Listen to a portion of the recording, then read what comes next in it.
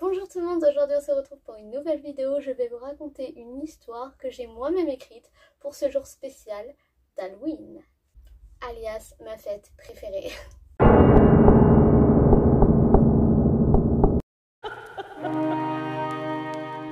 Je m'appelle Abifael et je vais vous conter mon histoire, enfin celle de ma fille Agatha. Le 9 juin 2019, juste après mon divorce, nous avons emménagé dans une jolie petite maison qui se situe juste à côté d'une forêt. Vous l'aurez sûrement déjà compris, mais j'ai choisi d'habiter là-bas car je trouvais que cette forêt était un plus. Tout se passe à merveille jusqu'à que ma fille commence à me parler de la brune à la voix d'ange. Elle l'a vue pour la première fois 2 semaines après notre arrivée dans la maison. Apparemment, elle apparaîtrait chaque soir, dans le couloir, juste devant la porte de sa chambre.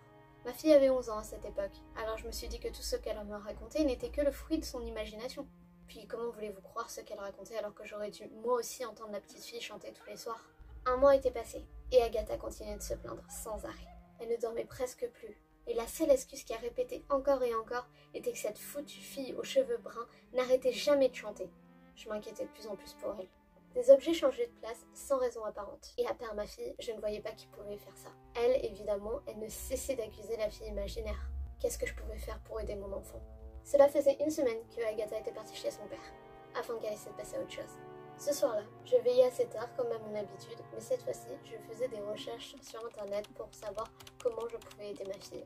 Étant beaucoup trop concentrée, j'avais pas porté attention à la voix qui s'élevait à l'étage. En montant, j'eus la surprise de distinguer, dans la pénombre, la silhouette d'une enfant avec de longs cheveux bruns. Qui es-tu?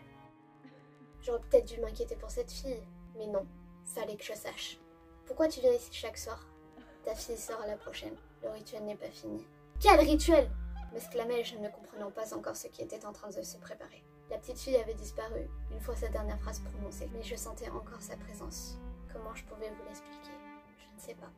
Un rituel? Non, c'est impossible. La sorcellerie n'existe pas réellement, comme cet enfant. 15 septembre 2019. Plus rien. Ma fille ne me parlait plus de cette foutue gamine à la voix d'ange, mais je n'arrivais pas à l'oublier pour autant. Fallait que je me renseigne sur l'histoire de ma maison.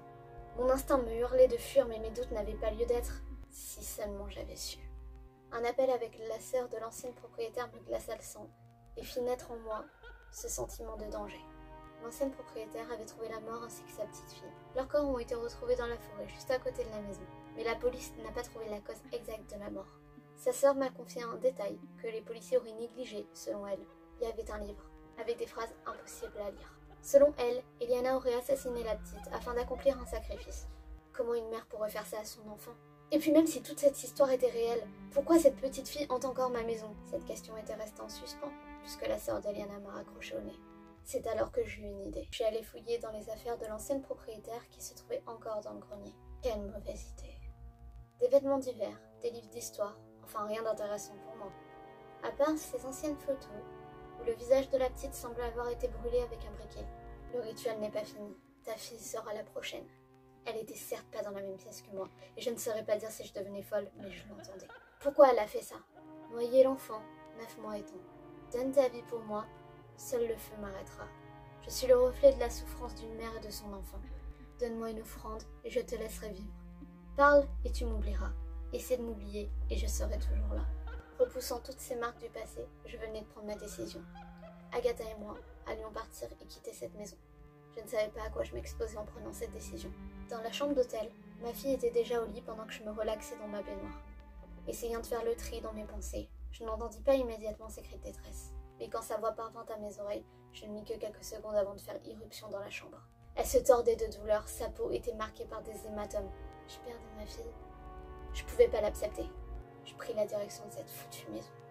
Une fois là-bas, j'allumai le gaz, vidé de l'essence un peu partout, et j'ai mis le feu à ce qui était la source principale de mes problèmes. Elle avait dit que seul le feu pourrait l'arrêter.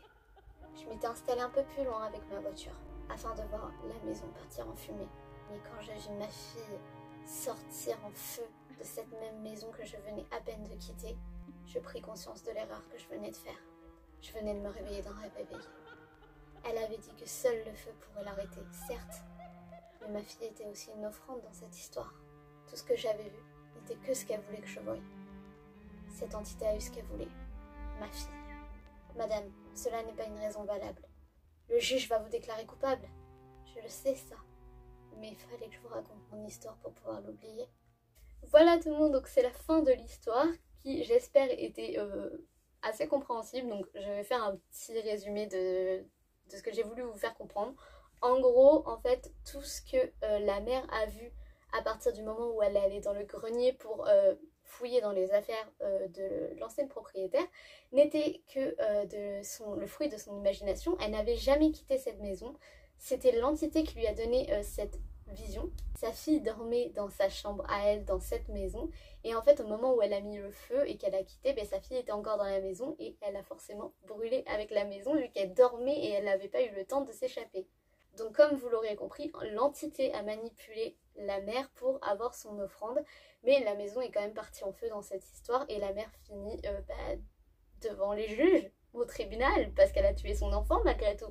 Et pour pouvoir oublier cette même entité, il fallait qu'elle raconte son histoire, ce qu'elle a fait en l'expliquant son histoire à l'avocat. Voilà, c'est sur cette fin assez triste que je vous laisse. J'espère que vous allez passer un bon Halloween, que vous allez vous régaler avec vos petits bonbons, vos petits gâteaux, tout ce que vous voulez, devant vos meilleurs films d'horreur ou même des films juste sur le thème d'Halloween. Pas besoin de parler de films d'horreur, hein. Vous pouvez aller me suivre sur Instagram, bien évidemment, si vous voulez suivre mon quotidien de patates qui crush sur tout le monde. Donc du coup, je vous retrouve pour une prochaine vidéo. Je vous fais plein de gros bisous. À plus!